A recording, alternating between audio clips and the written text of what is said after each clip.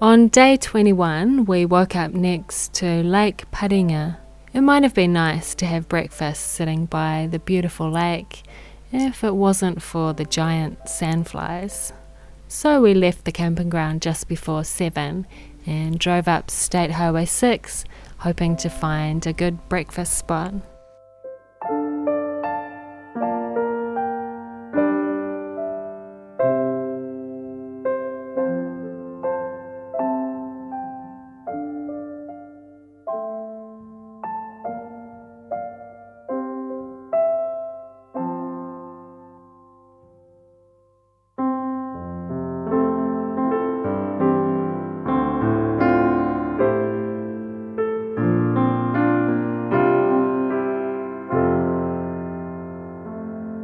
This is Bruce Bay. It was the perfect place to have breakfast.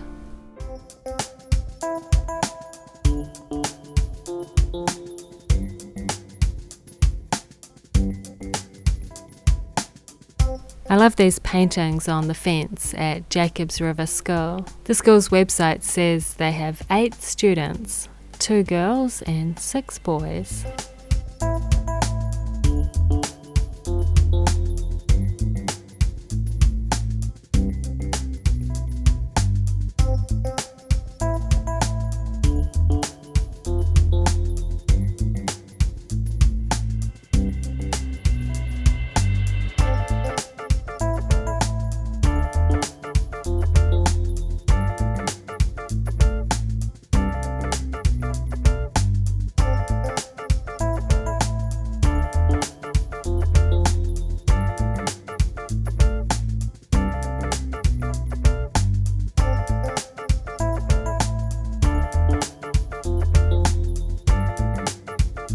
There are thousands of glaciers in New Zealand, and today we saw 2 of the famous ones. First we saw Fox Glacier.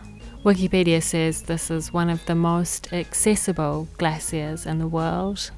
The glacier was named Fox in 1872 after a politician called William Fox.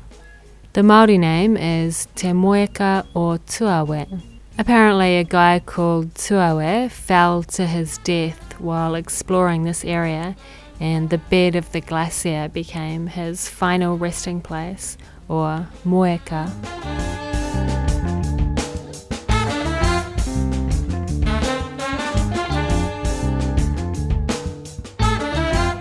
In January 2009, 2 tourists died here after they crossed the safety barriers to get closer to the glacier and take photos. Doc has put the news stories on a sign to try and get more people to take notice of the safety warnings. You can go past the barriers if you take a guided tour, but this is far enough for us.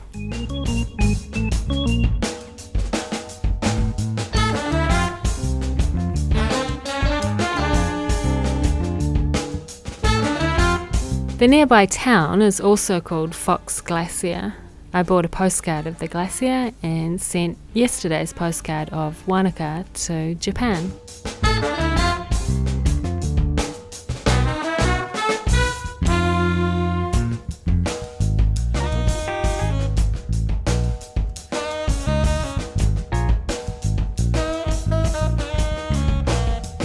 We had some lunch and then drove up the road to check out another glacier.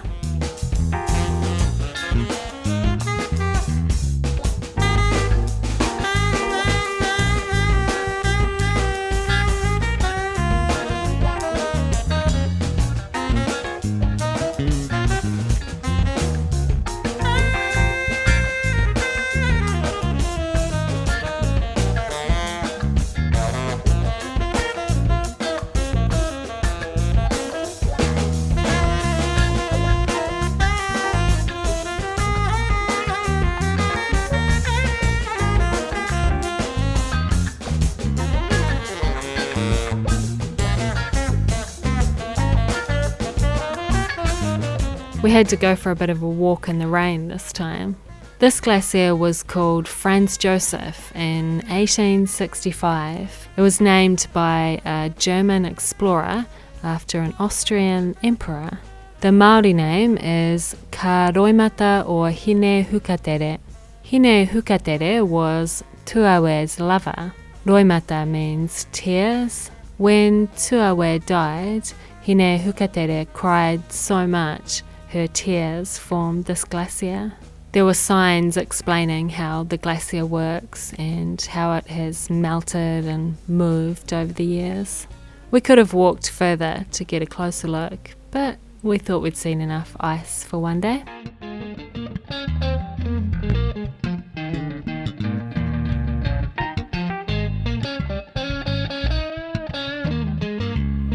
We stopped for a coffee in Franz Josef. Thank you. That's all right. We saw a couple of moa on our way out of town. They look just like the moa we saw in Queenstown.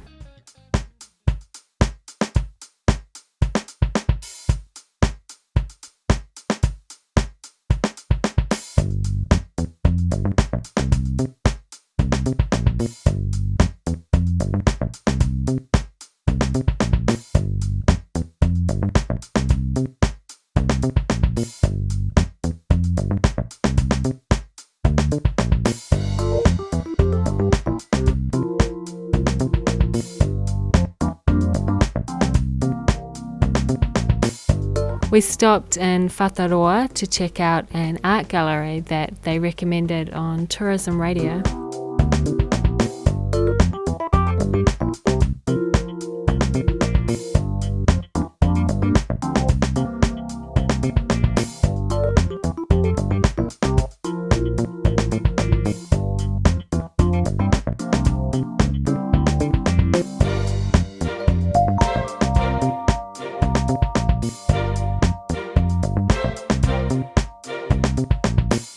In Harihari, we saw a mural dedicated to Guy Menzies.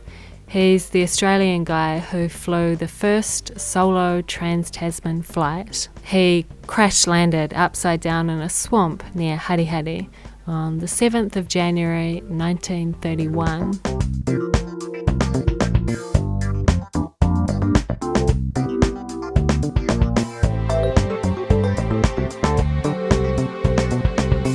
In Pukekura, we saw a massive sandfly.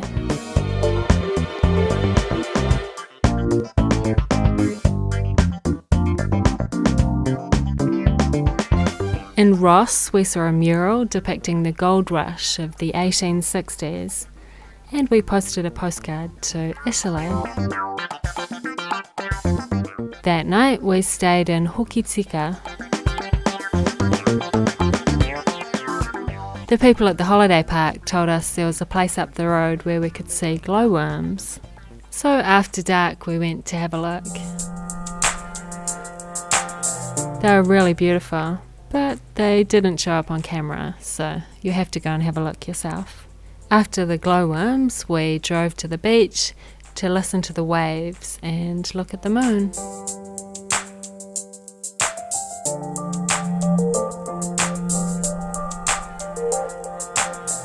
As you can see, we played around with the night vision setting on the camera, and then we made our way back to the holiday park.